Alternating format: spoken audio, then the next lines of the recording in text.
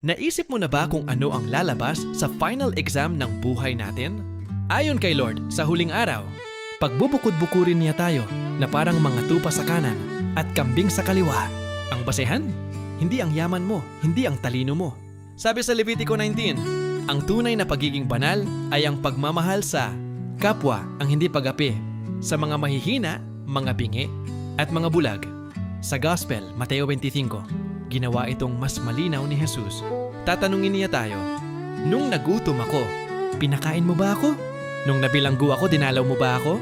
Magugulat ang mga tao at magtatanong, Lord, kailan ka namin nakitang ganyan? Ang sagot niya, kung anong ginawa mo sa pinakahamak, sa akin mo ginawa.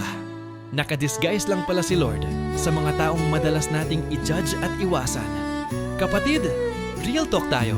Kung huhusgahan ka ni Lord ngayong araw base sa pagtrato mo sa ibang tao, Team Tupa ka ba o Team Kambing? Usap tayo sa comments. Walang huhusga sa'yo dito.